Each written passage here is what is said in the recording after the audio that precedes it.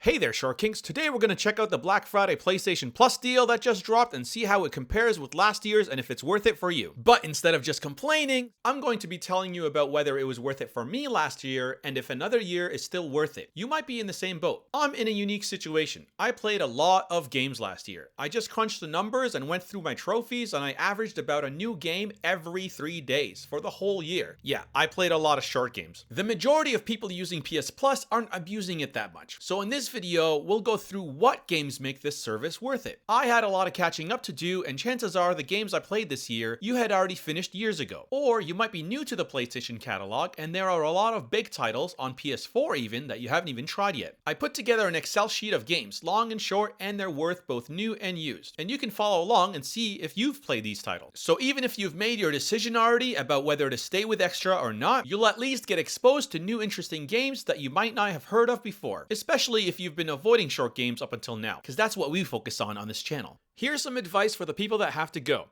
If you're going to quit PS Plus, this is the time to buy the games on sale. There are quite a few games upwards of 90% off right now. You can get a decent list of games for the $155 you'll save from canceling. Plus, you get to keep them forever.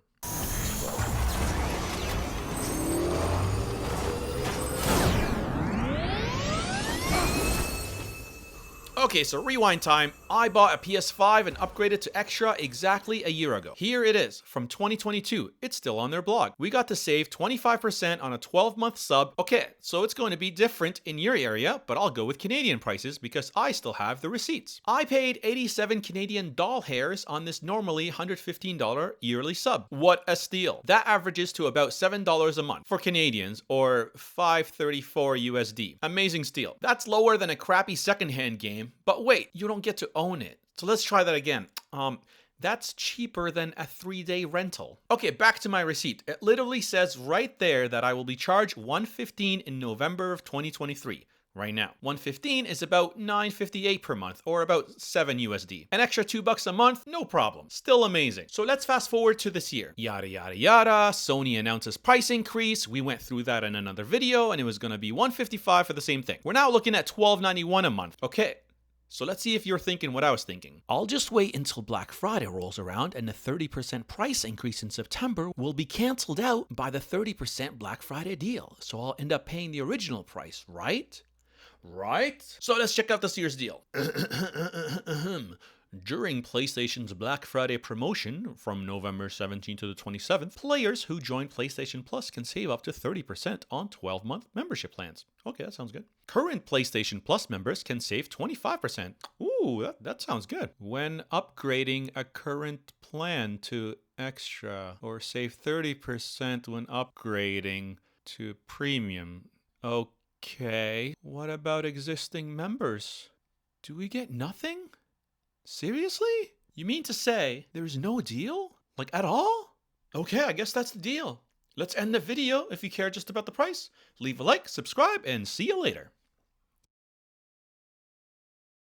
Or if you want, we can stick around and find out if this year's Extra is worth more than last year's Extra. Maybe the games got better. Well, we can't know that because we don't know which games are going to be released next year. But what we do know is how many games we have already played. Again, this will be different with everybody, and that's what makes this decision unique. If you've crossed off all the $90 heavy hitters over the last year, then the catalog looks empty, and it may not be worth it for you. On the other hand, if you didn't get around to it because you didn't have the time, or you did have the time but you spent way too much of it on that one game, then the Extra catalog's value hasn't depreciated as much for you. You still have quite the backlog to tackle. We're not done here.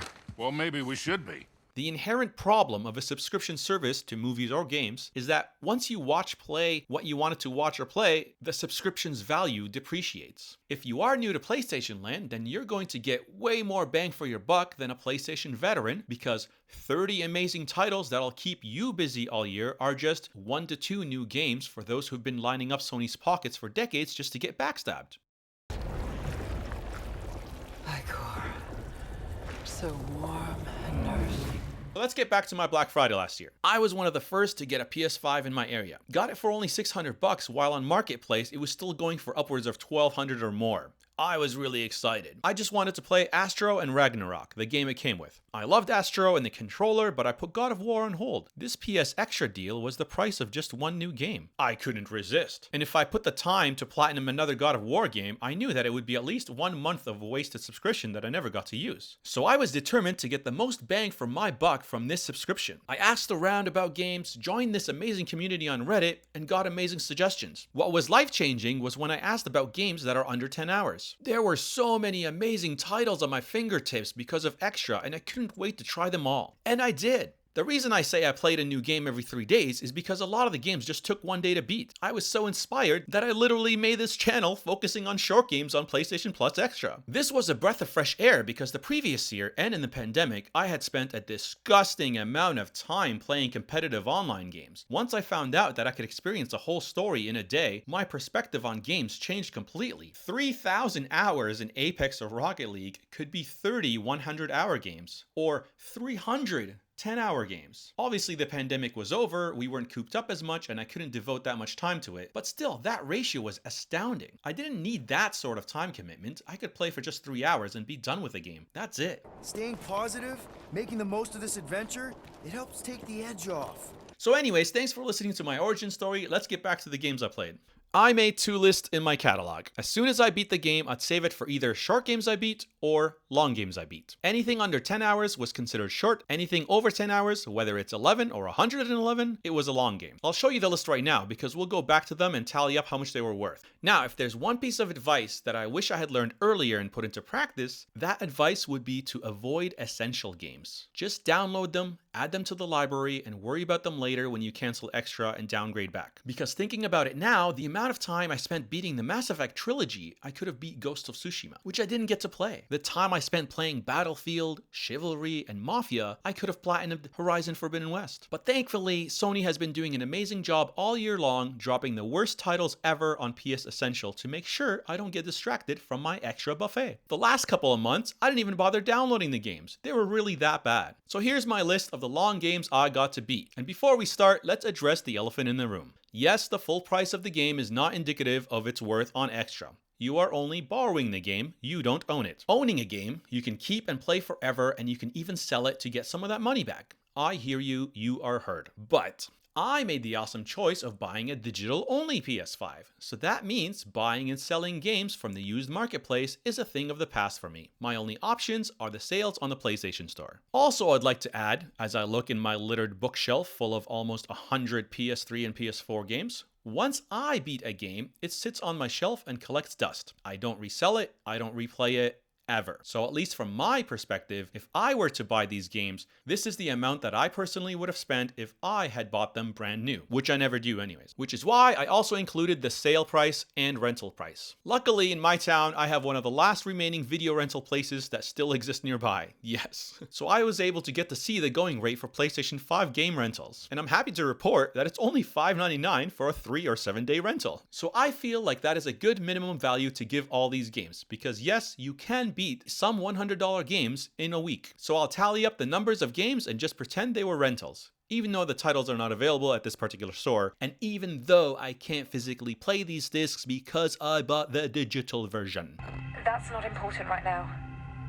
Okay, so let's go through them in alphabetical order, and I'll give a quick word on each one as well as tell you how long they take to beat if you've never played them before. Borderlands 3. This one already left. This was a great co-op game to play with my friends who live far away, and it wasn't competitive or a battle royale, just a fun co-op story. If you have more titles like these, drop them in the comments because I'm sick of playing COD with my friends. I need stories. Celeste. Yes, I finally get to talk about this game. It feels like a short game, but it's going to take you a while, even if you're good. So we haven't done an episode on it, but it takes a while to get good. What an amazing platformer and a great story too. If you're going to play one short game this year, make it this one. It's both challenging and rewarding. Chicory.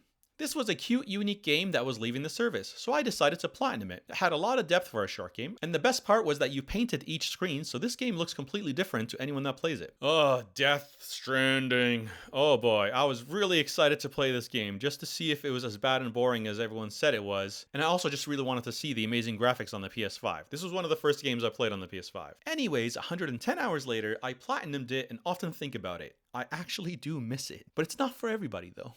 Deathloop. Another game that's gone, this one took me about 4 tries over several months to finally get into it. And when I finally did, it finally clicked and I was able to beat it in a few days. Juliana! Detroit Becomes Human. I always heard about this, never got to play it, finally did. Great story, great graphics, simple, not too long either. Guardians of the Galaxy. This was one of my favorites. I almost liked it better than the third movie. It's so fun and the music is awesome, just as expected. The playlist is really random, so you never know what music is going to hit during like an epic boss fight. I had the privilege of beating the final boss and the music that played was "Don't Worry, Be Happy."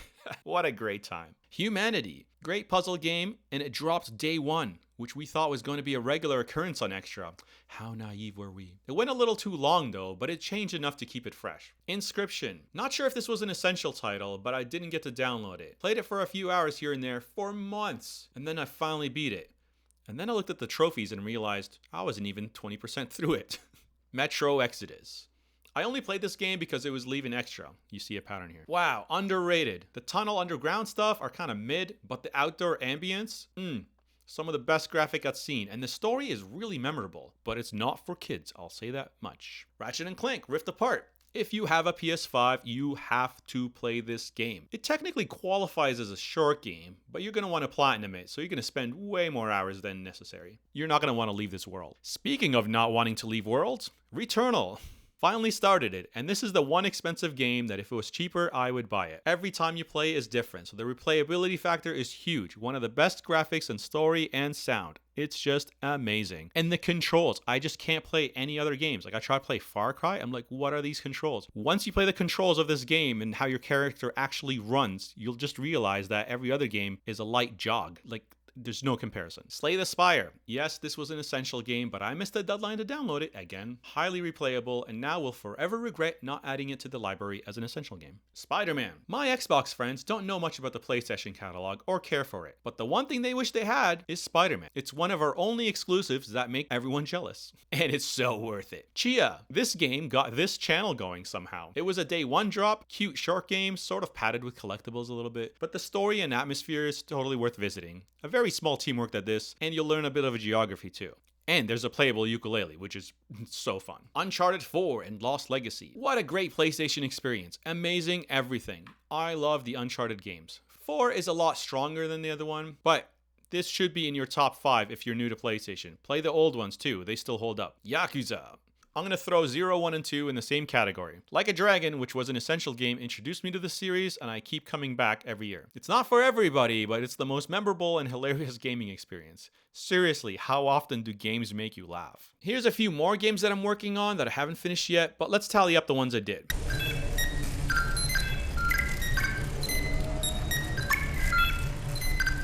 Okay, so now we're looking at minimum of 300 hours of entertainment. Keep in mind that Death Stranding alone took 110 hours instead of 37, which says on here. So these numbers are if you ignore every side quest, never get distracted, and know where everything is already. So the PS Store prices are about $700 to $800, at least right now, which is a bit unfair because, again, you don't own the game. If I were to just rent these titles for only $6 each, assuming I'd be able to beat them in a week or less, I would already be at $100 for just these 17 titles. My yearly sub was only $80, so I already got my money's worth. Short games. Okay, this is a short game channel. I won't name all the short games I've played because I've played a lot of them. This channel is dedicated to short games. Subscribe to hear more about short games and ask me about anything on this list. Otherwise, I'm just going to go right to the tally. So we're looking at about $1,300 to $1,500 worth of games if I had bought them on the PlayStation Store, and $300 if I had rented them for only $6 each. Should you play short games or long games?